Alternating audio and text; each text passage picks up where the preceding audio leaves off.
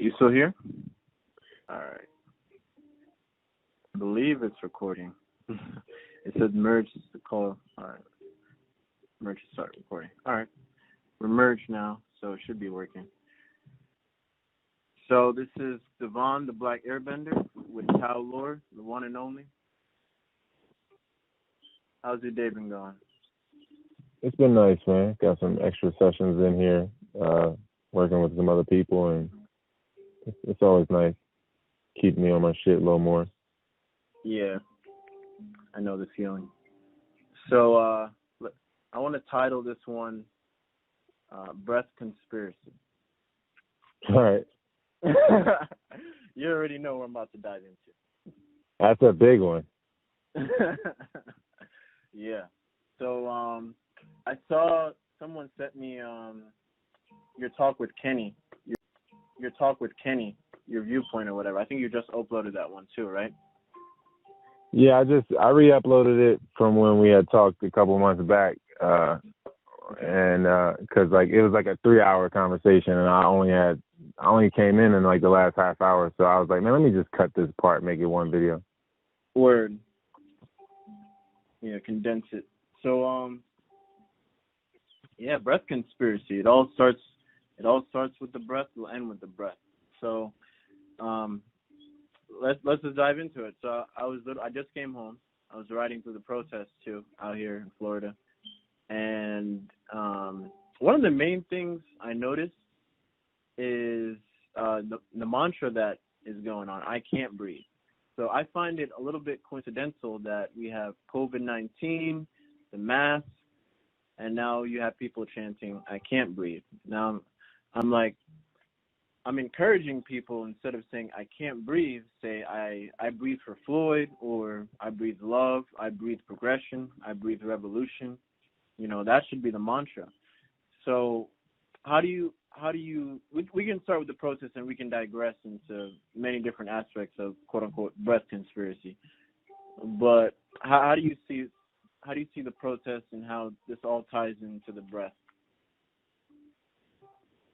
Oh man, I mean, ultimately, it's all basically, I guess, being fueled by some sort of breath war. Breath being spirit. So it's definitely a back and forth there of people that manage the breath one way and people that manage the other breath the other way. They're pretty much like the avatars, like playing the whole, being the chess pieces for the unseen movement of the breath, I guess, you could say. And it's definitely on time in a bad way, but I guess, it all makes sense now, so it all makes sense then.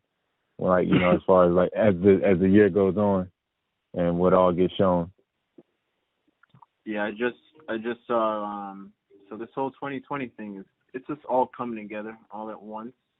I just saw this trailer for I think it said Japan Sinking or whatever, and it's like an anime for Netflix or whatever, and it just popped up on my YouTube.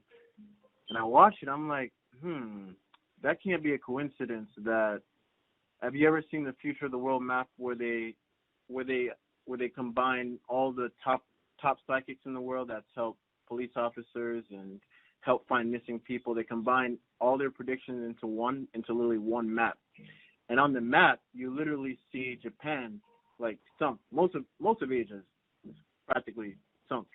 So I just find it very coincidental that we have, that happening, and then tying with the breath, how just everything is just meshing all at once at a fast-paced rate. 2012, you think that was fast-paced, but 2012 was my awakening, quote-unquote, and I thought that was fast, but now I see everything just all at once is happening. If you're in that state of mind, you can see it all happening all at once. It's being meshed together at a fast-paced rate, and I've never seen nothing like this ever before. Yeah, the days are like hours now. It is incredible how I guess being present, you kind of don't realize how quickly the days are just shedding off, and we get into this. Yeah, we're getting closer and closer, and it's like it was like a creep, and now it's like, oh man, it really feels like we've reached the top of the roller coaster here in the next I feel like in the next couple of weeks, between now and July 4th, I feel like it'll be that event, whatever happens between now and then, that'll just be like the free fall event from then till the end of the year. I feel like it's just it's gonna be a movie. Yeah. You know, it's already kind of a movie. Word. But, yeah.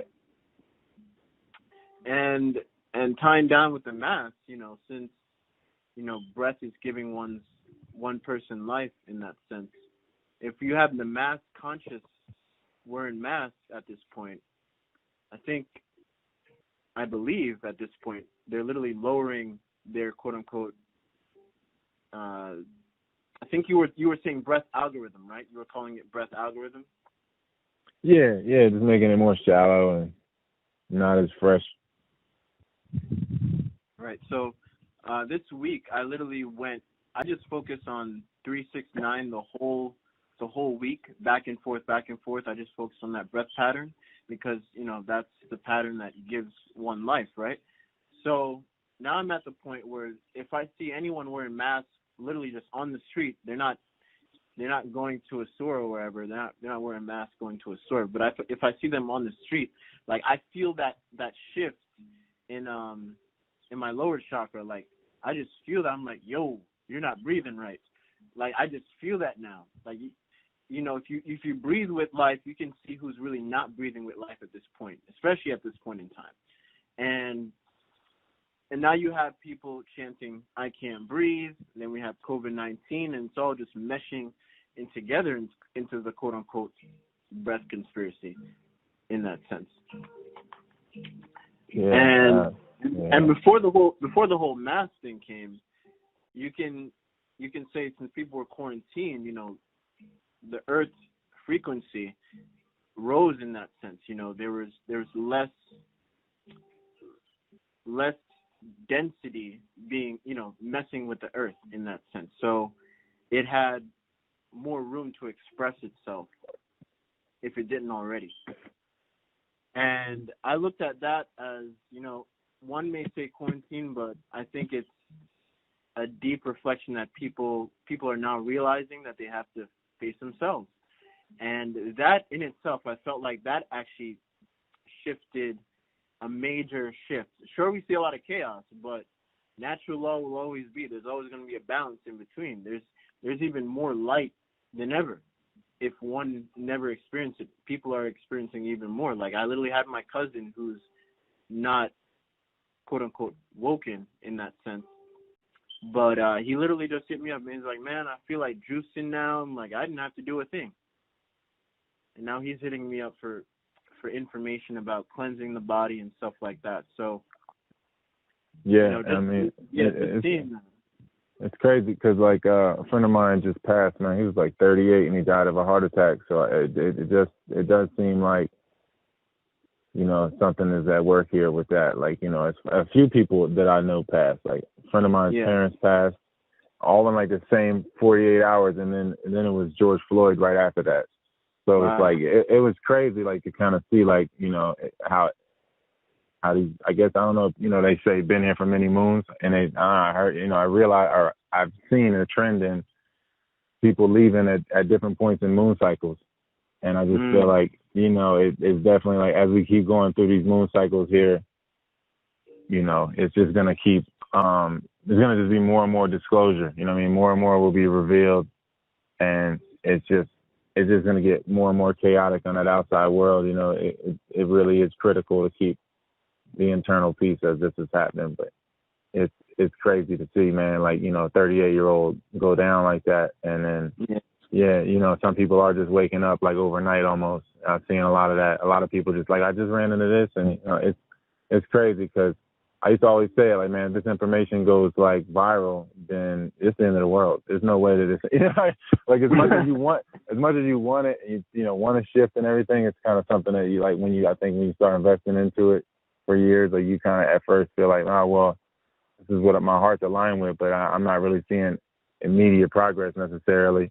And then now it's at this point, I feel like where, you know, you see like, you know, the snowball effect of it and how like, yeah, this is the end. This is a huge reset here that's happening. As soon as that information gets to a certain critical mass, it's like I don't know what's gonna happen. That's kind of a good thing.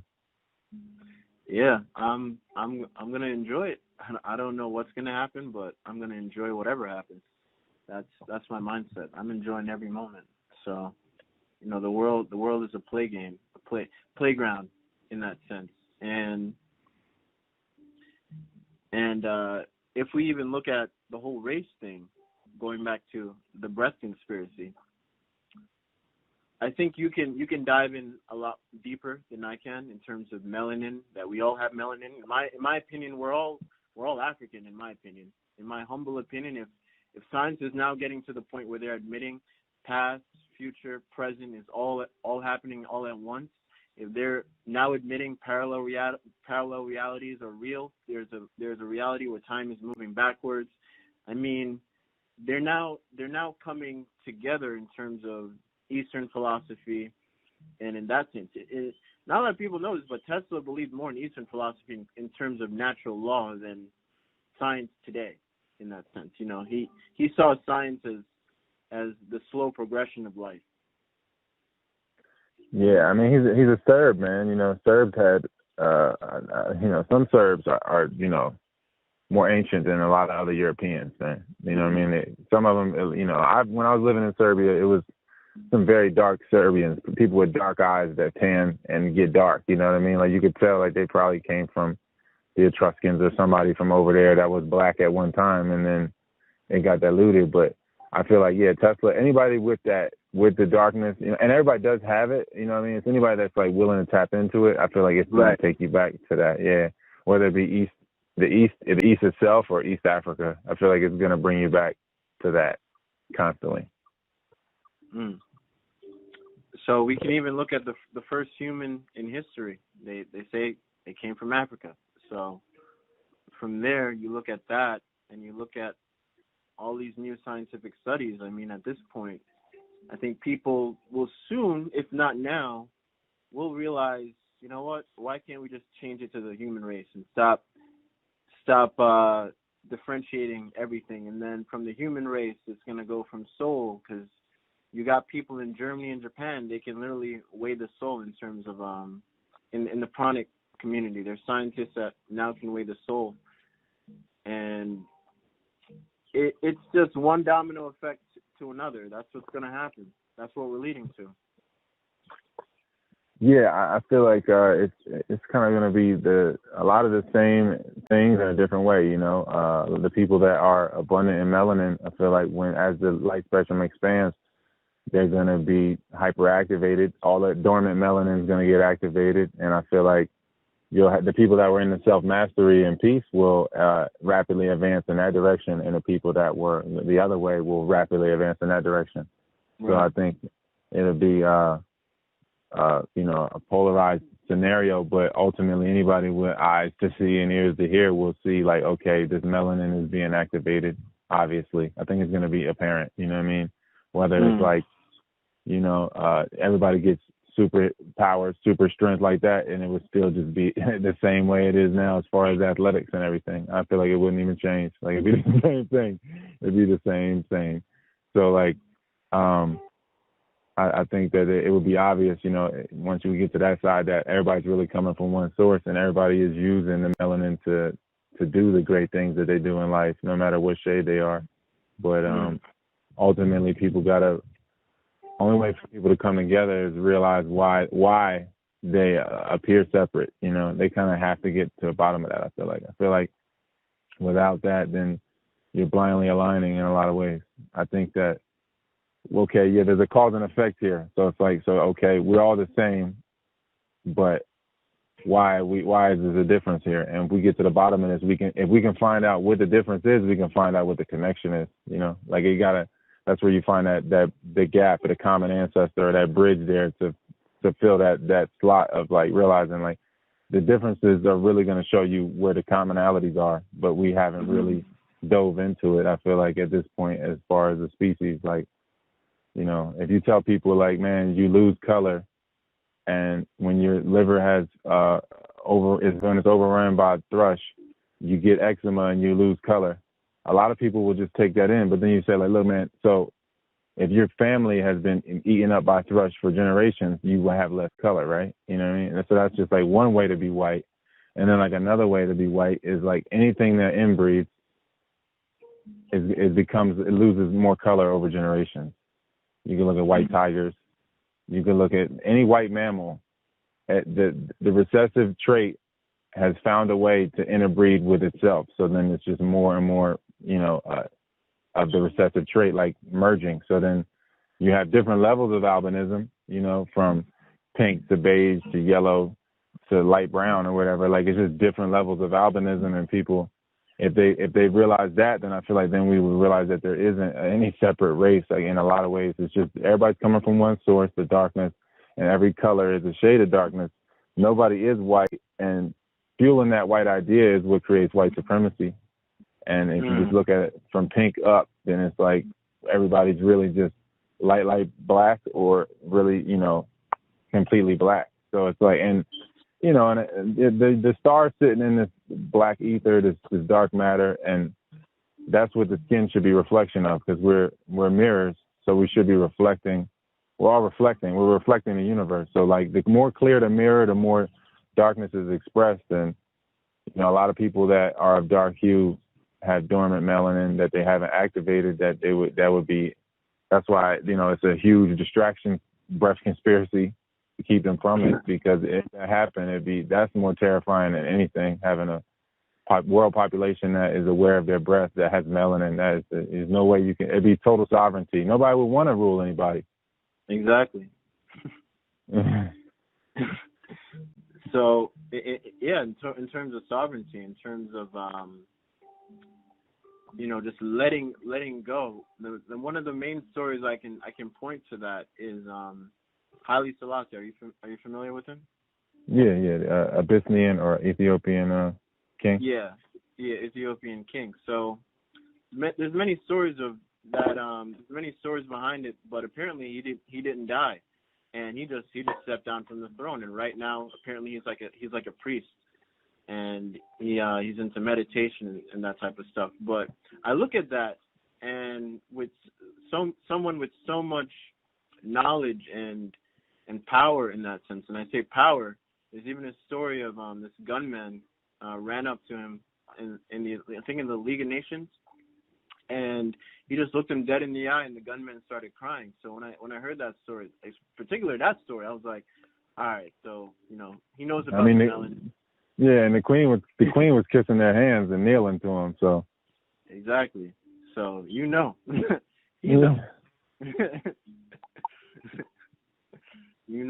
So when I look at that, in terms of just giving up society, in terms of what they made us to think what society should be, that in itself is really powerful, and that's sovereignty in itself.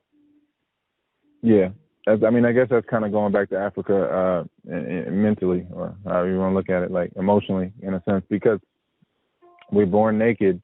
So that's what this machine thrives best in, fully naked or less clothes. So that it's designed the way it's supposed to be, how it's supposed to be, So if we look at that as a greater value system, then everything in the world changed. It really, if you're looking at like, I want my body to be as naked as possible so that all the cells can breathe more, then it would definitely take people into a different paradigm, or different, different paradigm, different concept of what is abundance in a lot of ways. And like, I just feel like if you have melanin and an abundance of it, especially, you're going to stay in an area that is warmer and keep you able to wear less clothes and breathe more. And that's right. I feel like, and you retain more of yourself one way or another, regardless of how your lifestyle is. You're going to retain more of yourself. And like, anybody that's leaving that is a person that can't absorb light and can't tolerate light. And that's why I'm saying, like, anybody that, albinism, obviously, you're going to leave. You're probably going to not stay in equatorial Africa. You're probably going to go somewhere else and, go to Europe and the Caucasus Mountains and northern India and stuff like that, and repopulate with other people that look like you. And then it's just a lot of, albinos breeding together. So like, or people that are fundamentally albino, they're going to be leaving and going to those places. So then you got also on top of that, man, if anybody has been drunk at any point in their life and they drank when it was hot out, they know they get drunk faster. They know that people get angry quicker if they're day drinking and it's hot, because it's, the thrush is just expanding at a rapid rate. The alcohol is creating so much thrush. So then the liver's compromised, anger is easier, and then you just can't control your temperature. You can't control your temperature. You can't control your temper. So it's like it makes sense why people that can't tolerate light would leave places that are abundant in light. And if we just look at it in a simple way like that, like the body's born naked, so we need to gear a life that can house that circumstance or something very close to it. That was one of my big aha moments too, tying into melanin and the breath, because over here, like, I'm standing in the sun for 10 plus hours a day, and when it's sunrise till sunset, I'm like, and I became I just gave up my sandals because I ride my bike a lot, and I even walk into Walmart barefoot, and it sparks an idea in terms of in people's head. This guy's civilized, yet he's barefoot. Why is he barefoot? Yeah. And it's just allowing my feet to breathe at this point. And like, the hot cement really doesn't bother me anymore. It really does. It took me like 3 days, and then, the more I did breath work, the more I looked at it as just pure energy at this point, just fueling my body in that sense. And I looked at that, I'm like, okay, first human was African. Africa's hot as hell, so we should definitely be in heat regardless.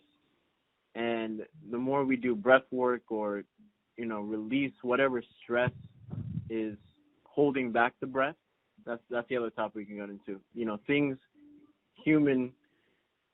this society, the 21st century designed to keep us more stressed, thus, putting us into different states of the breath, which is anxiety, depression, like you name it. Same thing with giving up marijuana or weed. People who abuse marijuana are most likely depressed. Like, that was a scientific study. They're actually depressed. Yeah. I mean, if you were to smoke, most people aren't like serial edible eaters. You know what I'm saying?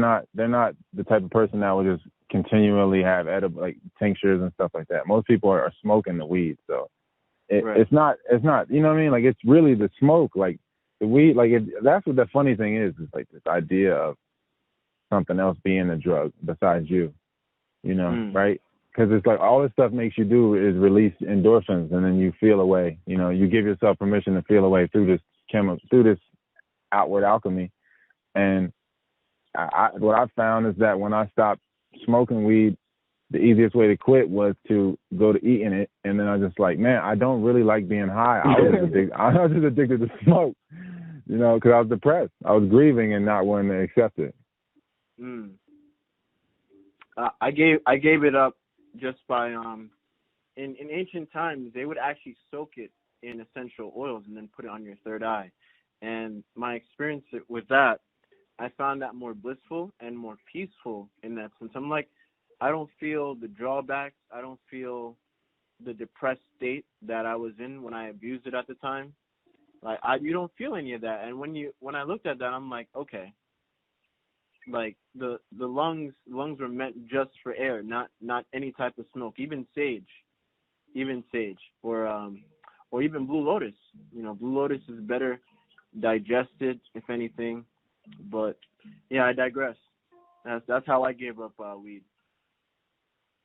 Yeah.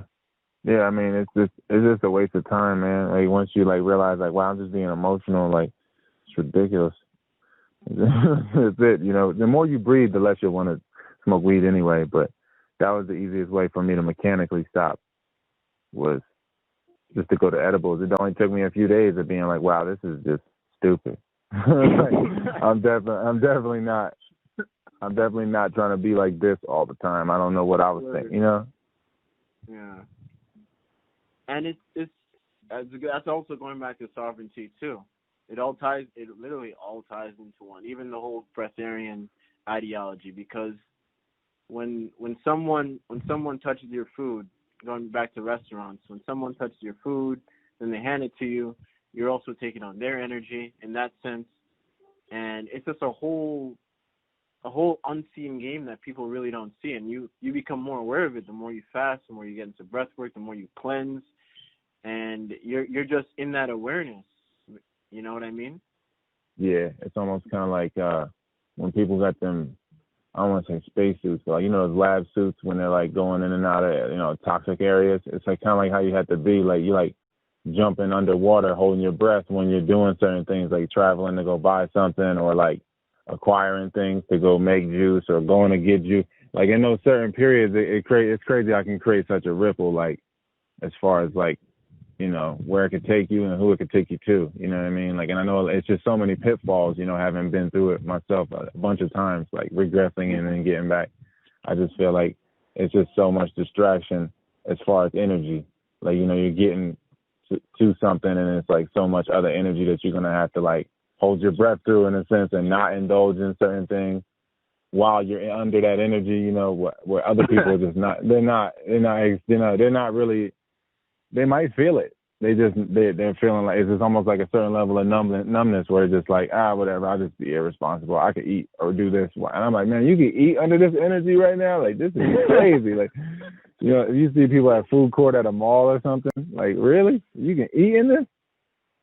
It's like, that's attaching so much, man.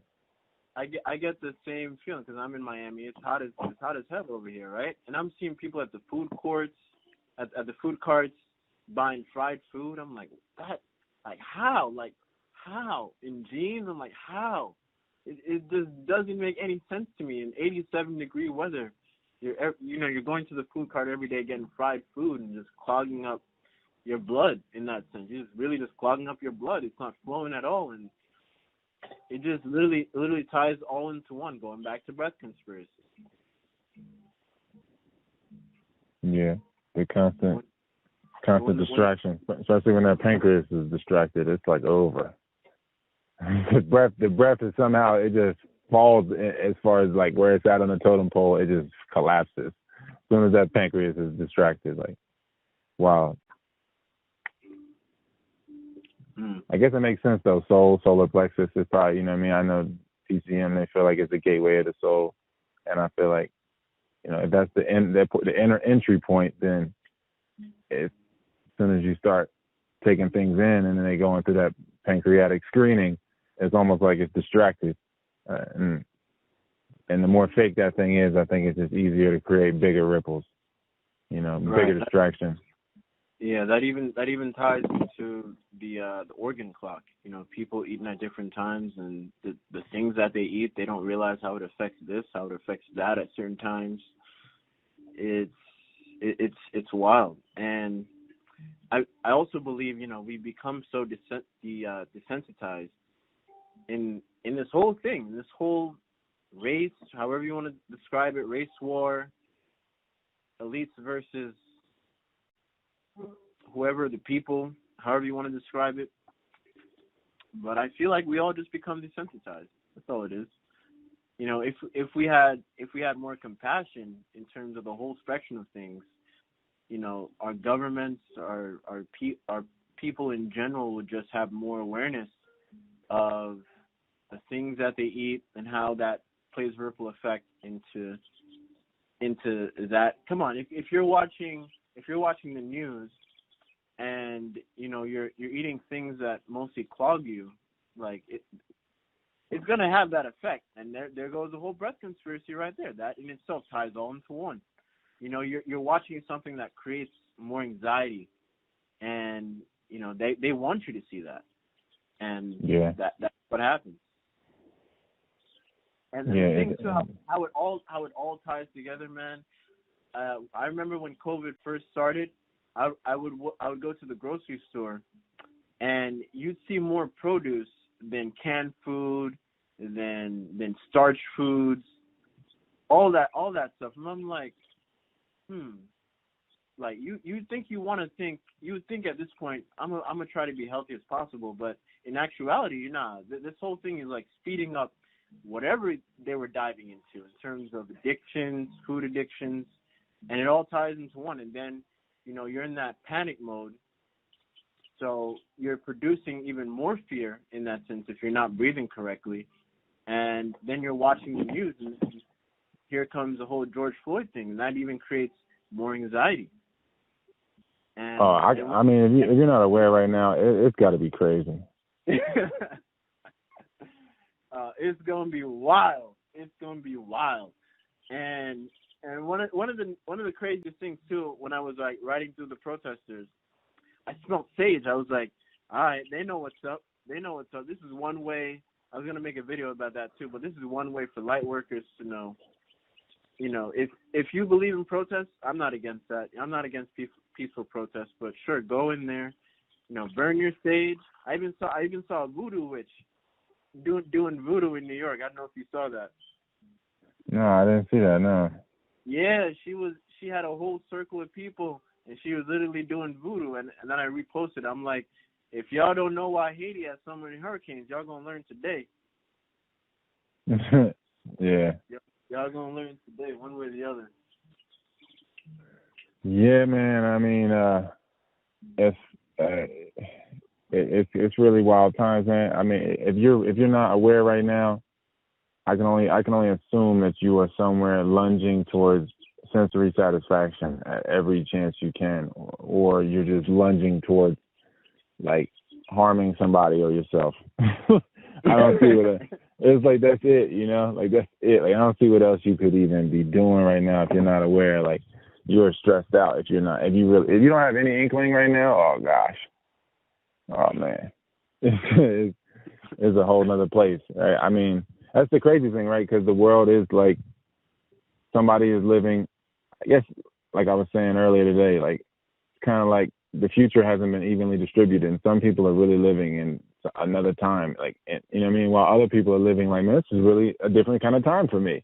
And like it's just wild to see, like, I guess the collapsing of time in some ways, some respects, as far as that goes. Like I wanna hitch on to that because one of the things that really pushed me on my 2012 awakening too was listening to this monk, and he answered this question. He was like, they were asking, hey, do you guys ever, is there ever any stories about one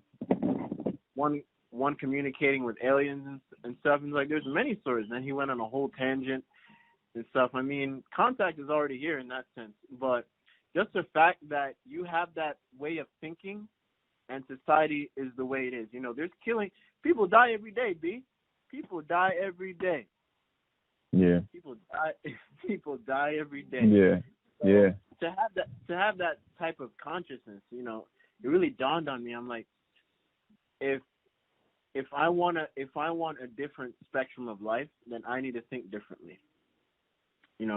Years ago when I was living in Cali too, I was close to people who had, a powerful presence on society as we know it, and the way they talk in energy. They don't talk in the business side of things in that sense. They really talk energy. And when I got more into listening to that and being around that, at least the fact that they're talking more about energy rather than like politics and business and stuff like that, I'm like, that's how you really move the world without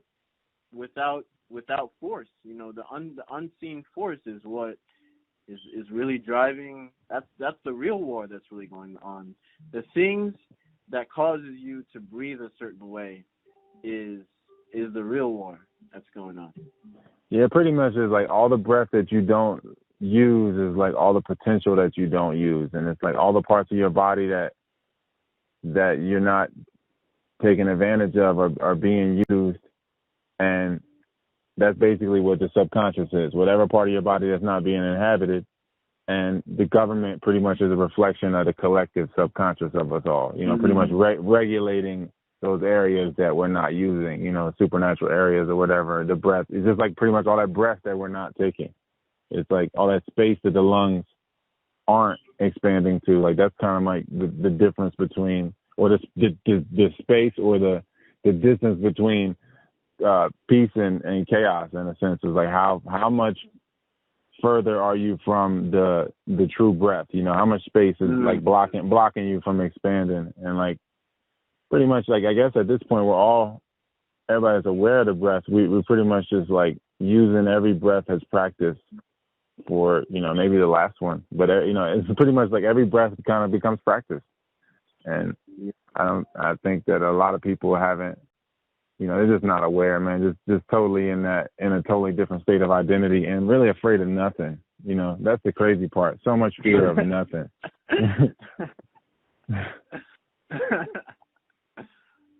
You hit that one right in the nail. Fear of nothing.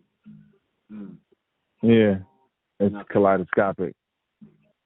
If the whole, going back to Africa, since everything started in Africa, in terms of the Garden of Eden in that sense, and you can look at Africa, how plentiful, you know, the aroma is in terms of grass, trees, the ozone, you know, the air quality is it's up there.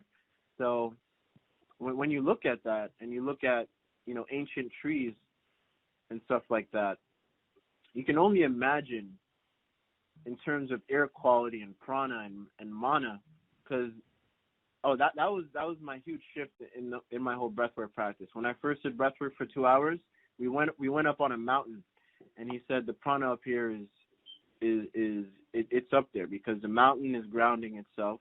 Take off your shoes. We had our shoes off for a couple of days, even before we went into the whole breathwork session, and it's just crazy. So I can only imagine the first group of men, or man, woman, the first group of them, how they were breathing and what they were attracting, who they were interacting with in terms of the whole galaxy of life. And, you know, if you look at Egypt right now, there are literally runways in ancient Egypt. I'm like, what do you think landed on those runways ancient times? What do you think landed? Until this day, you know, scientists don't even know how they build a pyramid. So, we probably know, those are in the know. It's definitely vibration in that sense. But, you know, I just look at that structure. I'm like, who do you think landed that way? What type of machinery was that landed on those runways? And for them to attract that type of energy to planet Earth, you know, you could only imagine how they were breathing, how their energy levels were, and the fact that they weren't too dense in the things that we have now in everyday life and to want. You know, they wanted more than, I don't say wanted more, but they attracted more of what we see in the physical.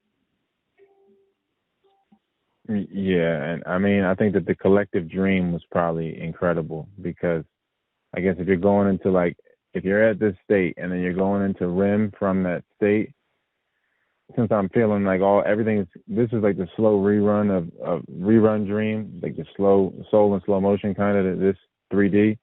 I feel like when you're going into the dreams, yeah, you know, you're creating, that's the creation period, and then the reaction period is this life, and reaction, creation, same letters.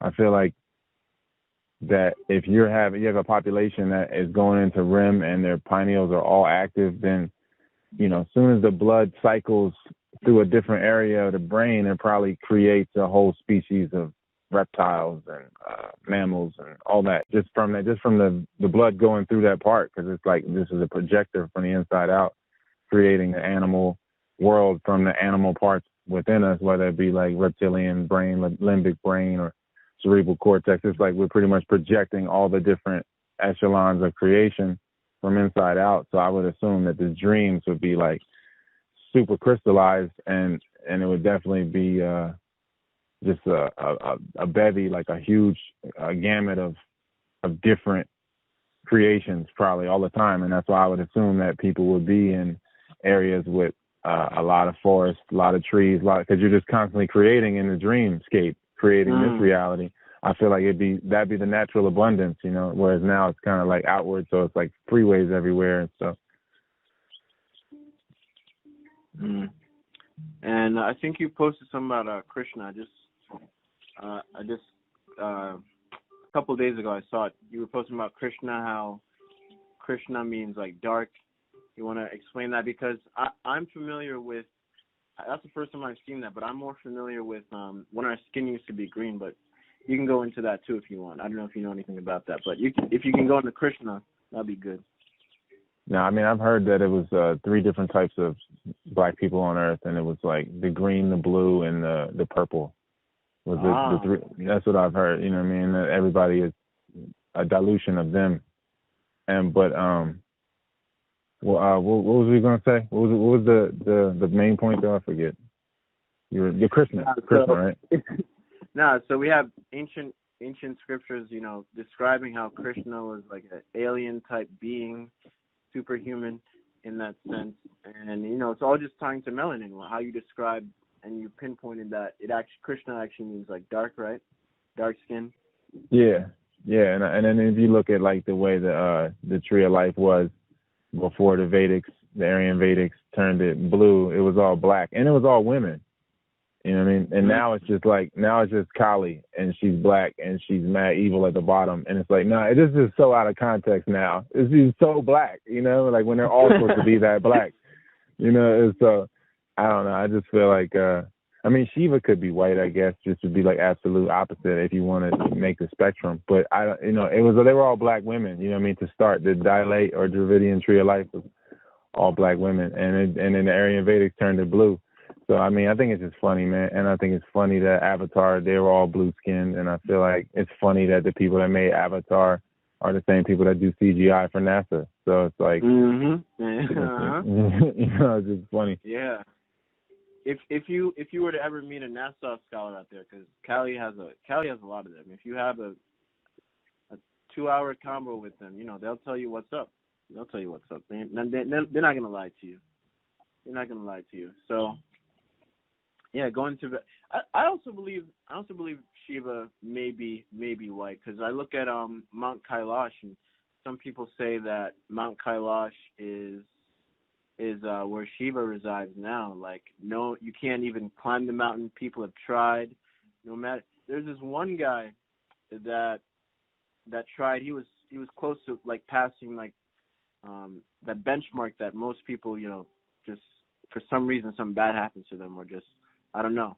But he got really close to, start putting his stick in, and then for some reason in his mind it says turn around, and then he just literally walked on his own in that sense. So, but Mount Kailash is pretty cold, and you were talking about albinos. So if Shiva is alive, in that mountain, and that mountain is so mystical, that mountain, there's tons of videos on it.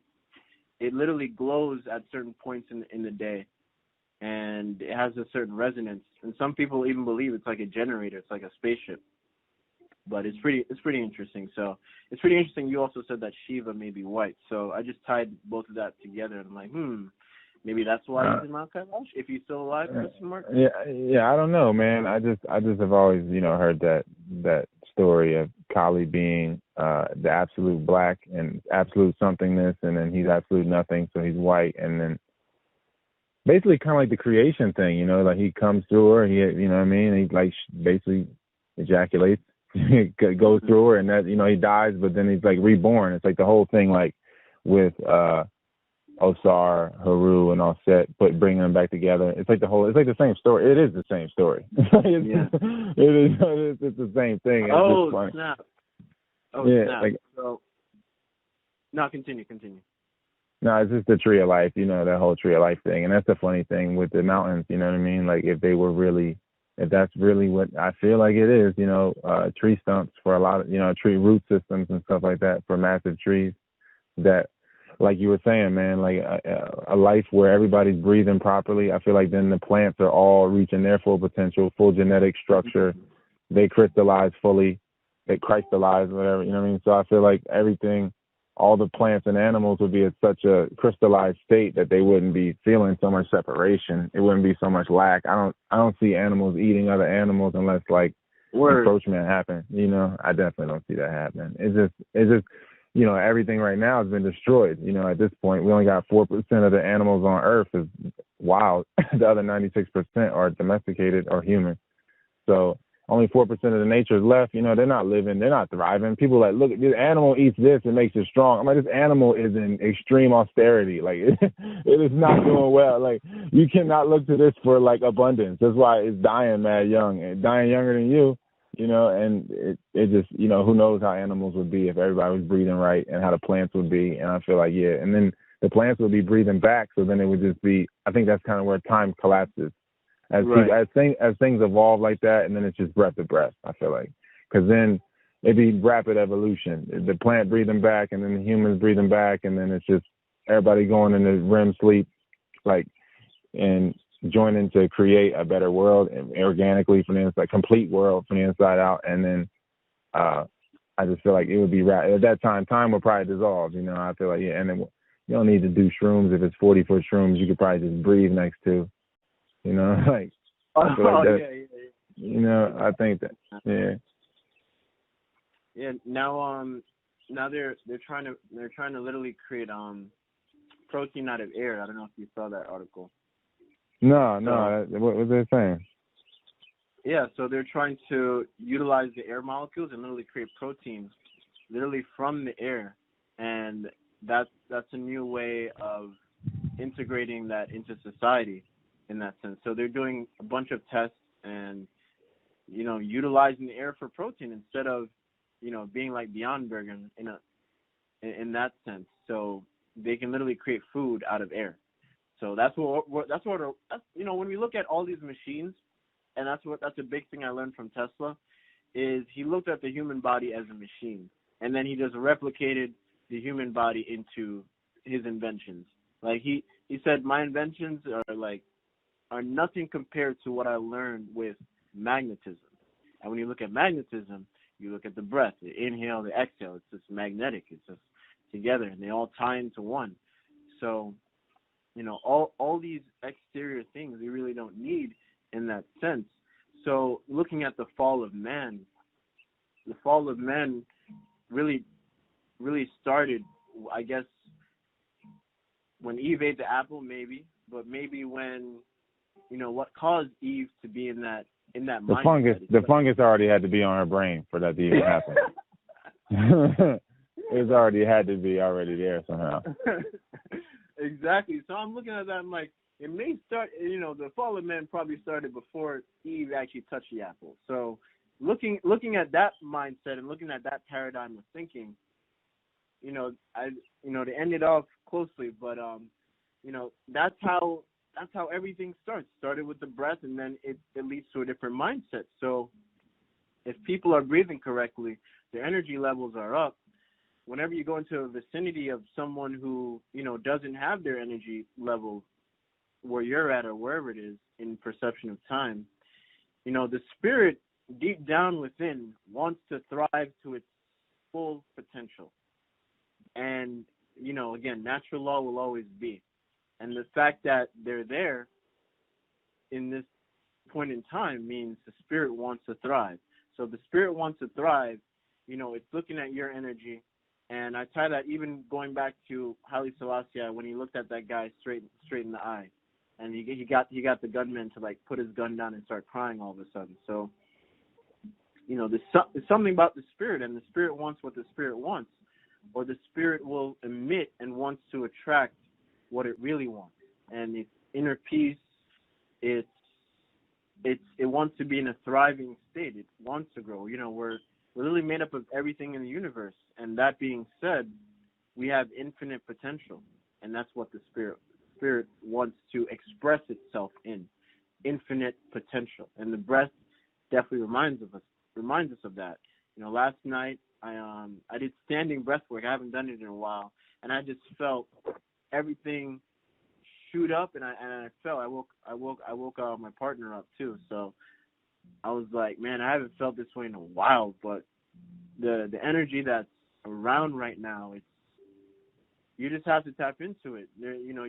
Everyone has a choice at this point. Either tap into the negativity or tap into some positive growth. And it literally all starts with you. It literally all starts with the man in the mirror or the woman in the mirror.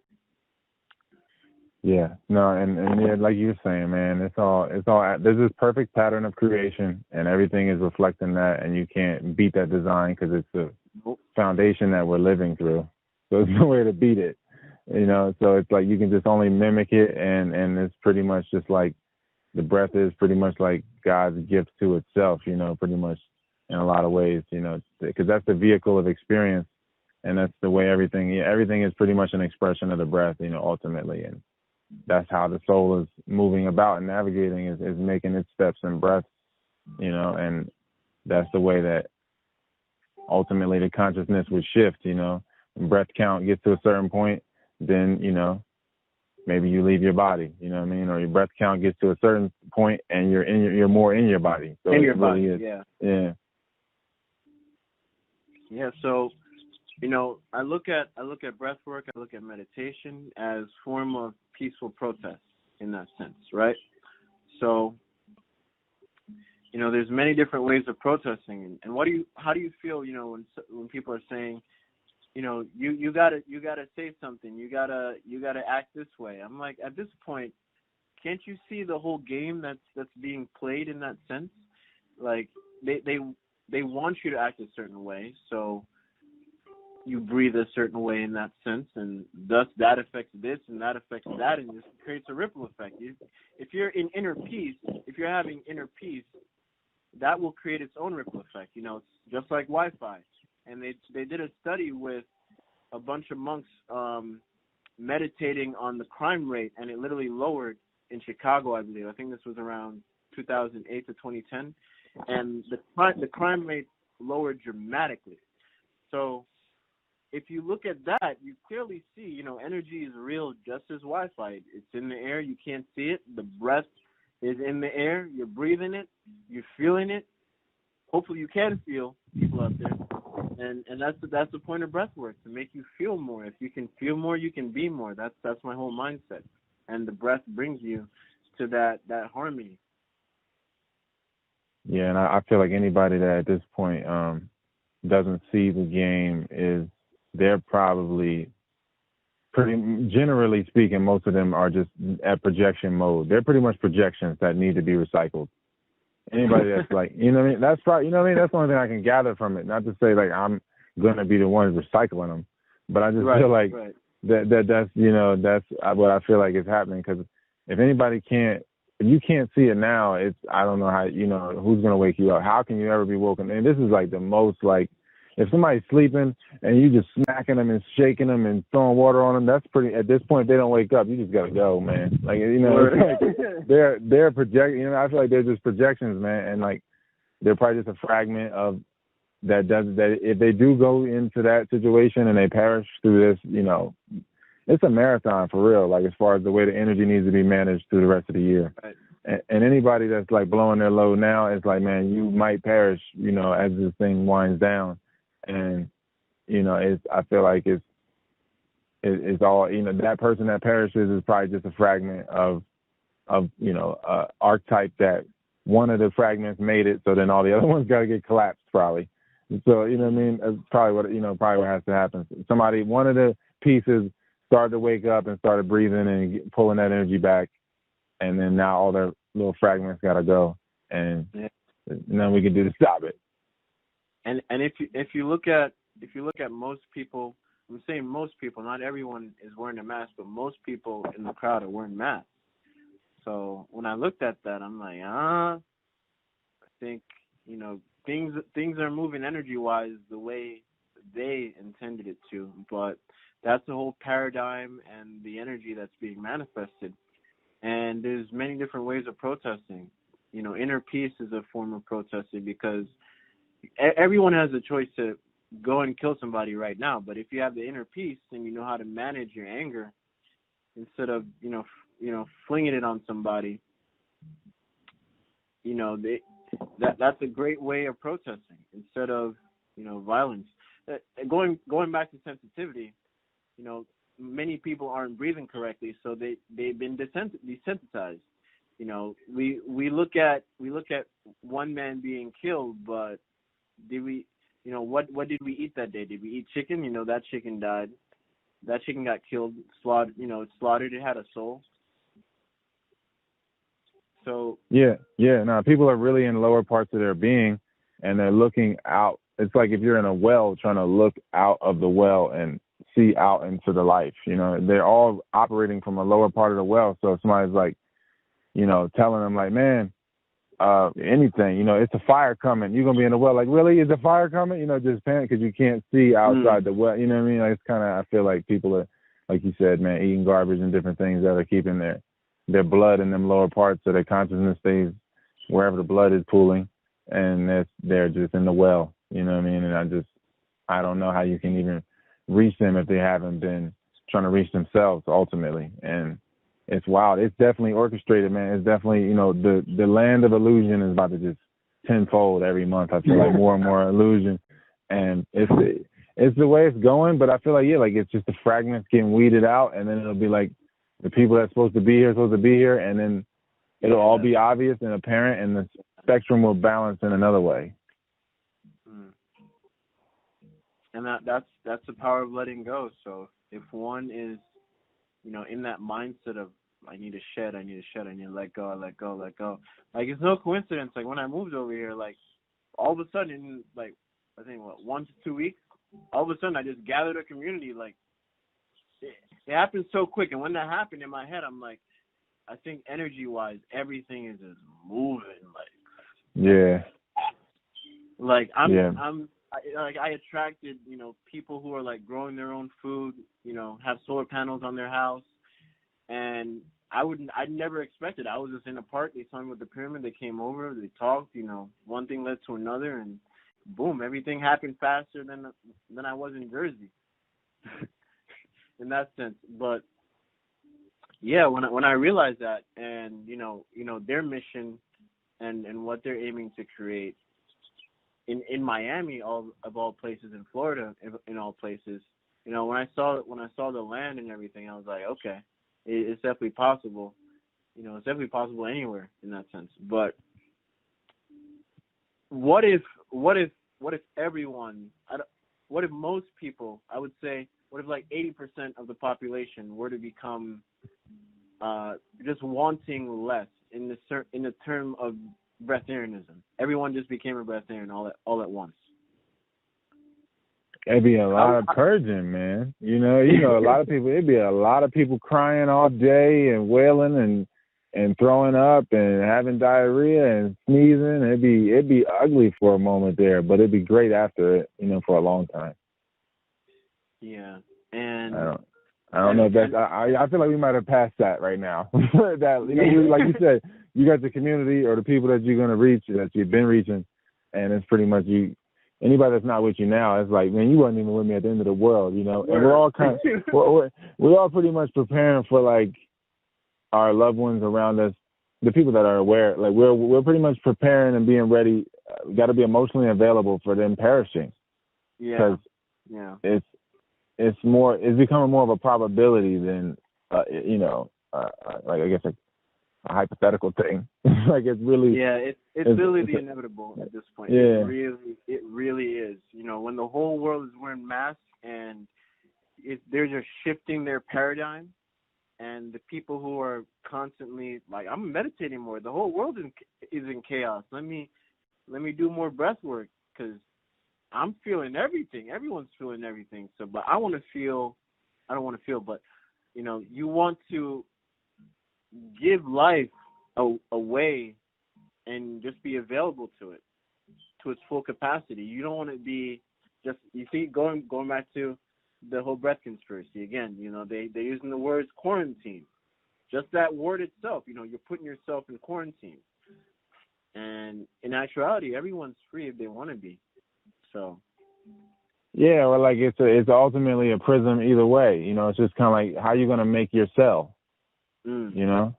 Like ultimately, like say it's a prism or a prison or whatever, prism of light, one way or another. Even if you have like, a perfect world, you still are in charge of your cell and making your cell the best cell. Whether it be like Yeah, whether it's a cabin or a mansion or a cell in a prison or whatever it is, it's like you're a cell in the universal body or cosmic body, and you're kind of always in some kind of prison. But if we all made our prisons or prisms or cells, we made them all dope, and they all like, you know, overlapped, and then it would be a dope thing, you know, collectively. But and I feel like ultimately it's always somebody that is holding it down that can show the pattern that we can all re-replicate the pattern again. But it's just getting more and more diluted here to where it's not as many people that, you know, it's just a season of consciousness. But yeah, a lot of, you know, people, I feel like, you know, you are free, but at the same time, you know, you kind of got to realize it is a game. It has bounds to it, you know, so Right. it's gonna be some kind of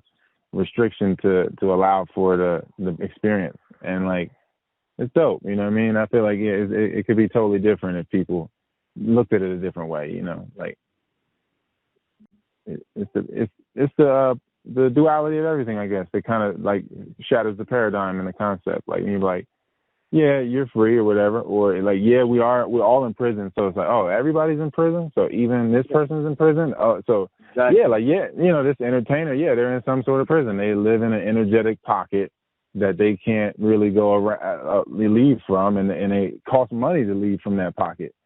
Right. You know, so it's like it's relative amount of money spent for them to move from that pocket and to navigate. It's the same thing.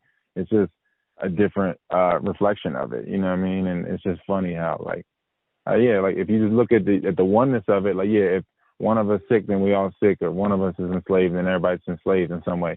And it kind of boils it down to like, you know, you having to take advantage of these precious moments to breathe and stuff, because that's the only thing that's going to really make any change, because you can't get yourself sick worrying about other people's sickness. You got to put your oxygen mask on first before you can assist others, or everybody's going to die. Big time. So I think I want to end it there, brother. I appreciate it. And I want to thank everyone, including you. Thank you for sharing the breath and keep doing what you're doing. And maybe we'll have more of these. Word. Yeah, man. You hit me, I guess. Shoot me the link. I got a couple more videos I got to upload, and then I'm going to throw ours up. All right, bro. Peace. All right, bro.